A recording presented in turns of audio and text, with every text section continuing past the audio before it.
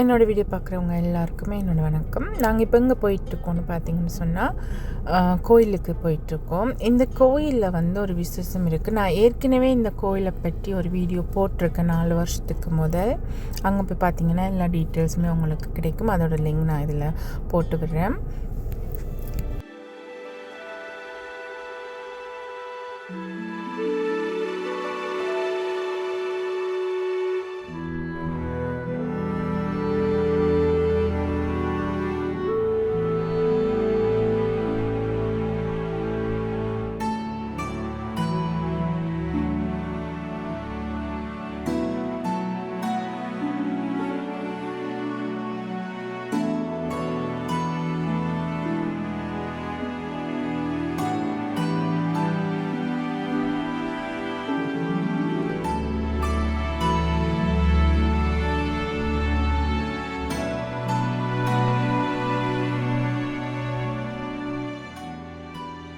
இந்த கோயிலோட என்ன விசேஷம்னு நீங்களே பார்த்துருப்பீங்க. இதுதான் சுவிஸில் முதல் கோபுரத்தோட கட்டப்பட்ட கோவில், ஸ்ரீ மனோன்மணி அம்பாள் கோயில். இங்கே அவங்கள ஏற்றிட்டு அவங்களோட பாதனைகளை கலட்டி வச்சுட்டு கோயிலுக்குள்ளே போகலாம். இந்த கோயிலுக்குள்ளே எந்தவித வீடியோவோ ஃபோட்டோஸோ எதுவும் எடுக்க முடியாது. ஆனால் நான் நிர்வாகத்தோடு பேசி அவங்களோட அனுமதியோடு தான் இந்த வீடியோ நான் எடுத்துகிட்ருக்கேன் அவங்களுக்காகவே.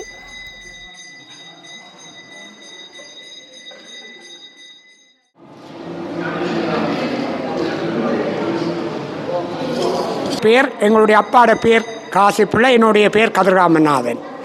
அலியம் ஆரம்பத்தில் கண்ணூர் ஆஸ்பத்திரிக்கு முன்னுக்கு கசூல் கேம்ப் இருந்தது. அதுக்கு மேலே தான் அந்த மேல் இதில் கரிதாசால் கொடுக்கப்பட்டது அந்த கோயில். ஒரு 2 பேர் கிறிஸ்டியனாக்கள் இருந்தவ, மற்ற சைவக்காரர். அப்போ கிறிஸ்டியனாக்கள் சொன்னது எங்களுக்கு கோயில் இருக்குது, இவர்களுக்கு கோயில் வேணும்னு சொல்லி மேலே கோயில் கொடுத்து அந்த கோயிலை வழிபட்டுன்னு வந்து ஐயா பூஜை செய்து பிறகு அதில் இருந்து படம் வச்சு தான் செய்தது. அதுக்கு பிறகு இடம் எடுத்து அந்த அம்மாள் தான் எங்களுக்கு ஆதிமூல அம்மாளாக இருந்தவா. அவள் வச்சு சிறு கோயிலாக தான் இருந்தது. நடத்தி வந்து உற்சவம் கொடியேற்று கொடித்தம்மம் எல்லாம் வச்சு கொடியேற்று விழாலாம் செய்யப்பட்டு வந்தது. பிறகு இந்த ஆலயம் எங்கள் மறைந்த ராஜன் மாஸ்டர் சேர்ந்து இந்த காணியை வேண்டி மக்களால் அந்த கோயில் கட்டப்பட்டது. சுவிஸில் ஆரம்பித்த கோயில் என்று அந்த கோபுரத்தோட பெரிய கோபுரத்தோடு ஆரம்பித்தோன்னா இதுதான் பெரிய கோயில். மற்றதெல்லாம் கோயில் இருக்குது. அந்த கோயில் எல்லாம் கோபுரத்துக்கு எல்லாம் விட்டு கொடுக்கல. கோபுரம் எல்லாம் வெளியே தான் அந்த உள்ளுக்கு தான் அமையப்பட்டது. இது தான் கோயில். அதுകൊണ്ട് இந்த ஆலயம் கூடுதலான வெளி மாவட்டத்திலிருந்து தான் கூடுதலாக மக்கள் வருவினம்.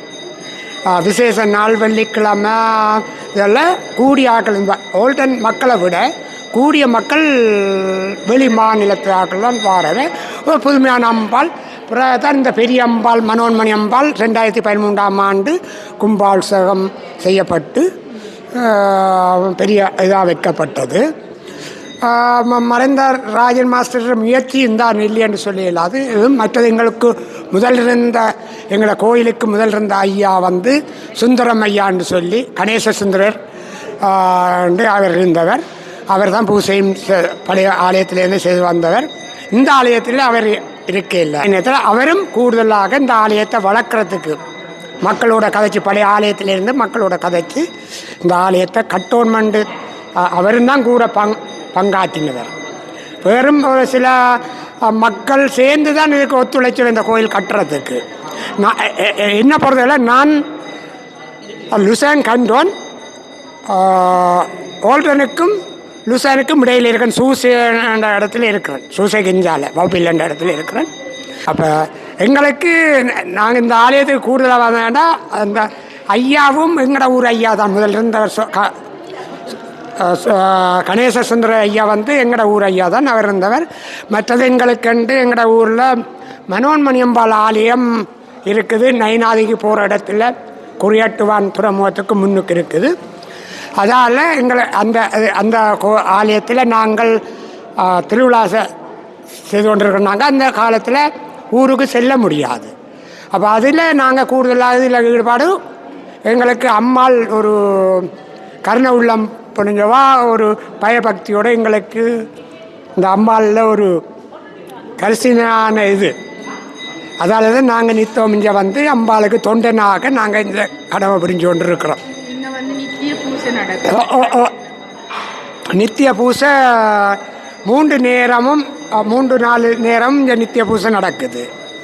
சுற்றி நித்திய பூசை நடக்குது.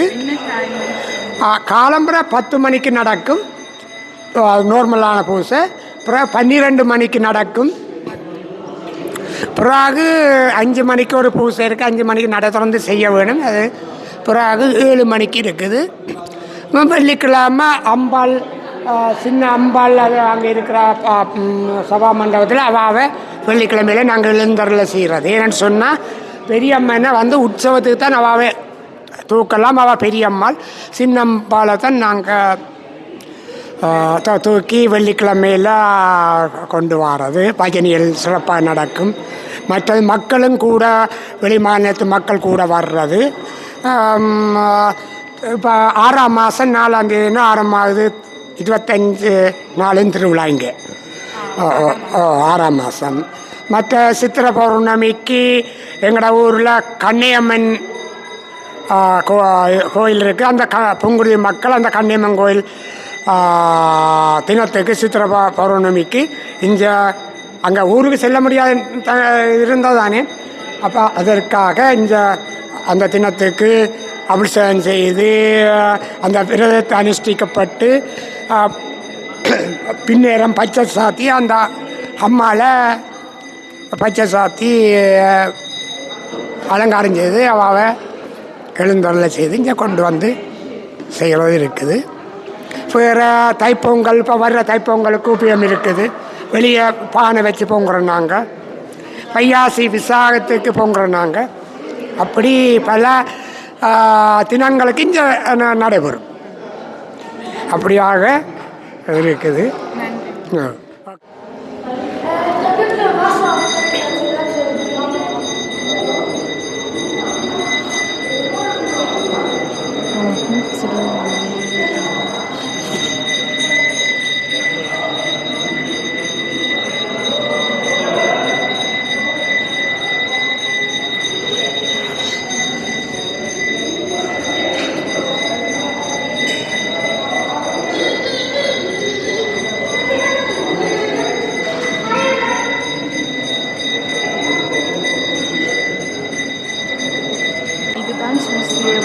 கோபுரத்தோட கூடிய முதல் கோவில்.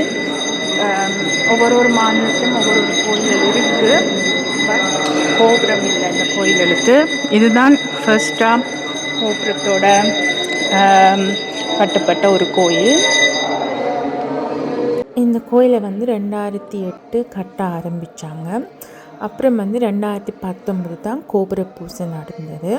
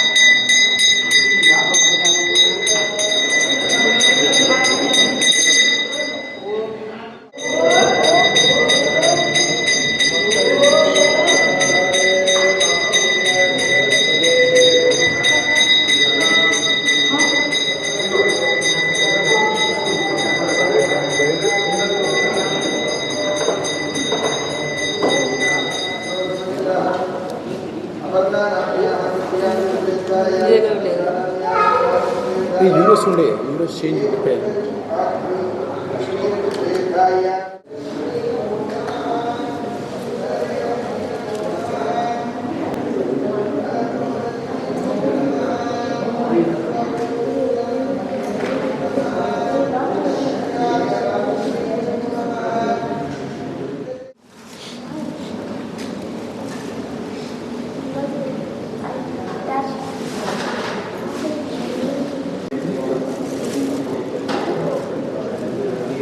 செவ்வாய்க்கிழமை கோயிலுக்கு போயிட்டு வந்தாச்சு.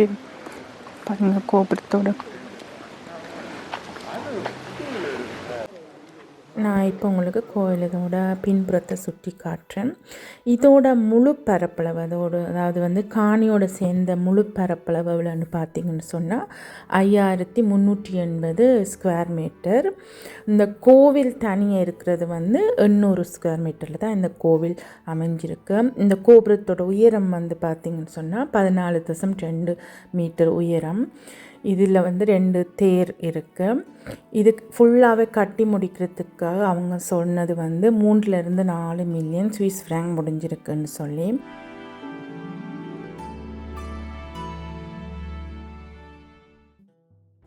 பூசை எல்லாம் முடிஞ்சு நாங்கள் இப்போ வீட்டுக்கு போயிட்டுருக்கோம். நாங்கள் மத்தியான பூசைக்கு தான் வந்திருந்தோம்.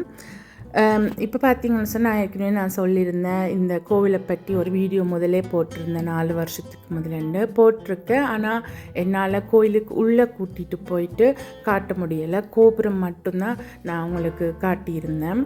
இப்போ அவங்களோட அனுமதியோடு நான் இன்றைக்கு கோயில் ஃபுல்லாகவே உங்களுக்கு இந்த வீடியோவில் காட்டியிருக்கேன். இந்த வீடியோ கண்டிப்பாக உங்களுக்கு பிடிச்சிருக்கும்னு நான் நினைக்கிறேன். பிடிச்சிருந்தா லைக் பண்ணுங்கள், பிடிச்சவங்க தெரிஞ்சவங்க கூட ஷேர் பண்ணிக்கோங்க. மீண்டும் இன்னொரு சுவாரஸ்யமான வீடியோவில் உங்களை நான் சந்திக்கிறேன். நன்றி, வணக்கம்.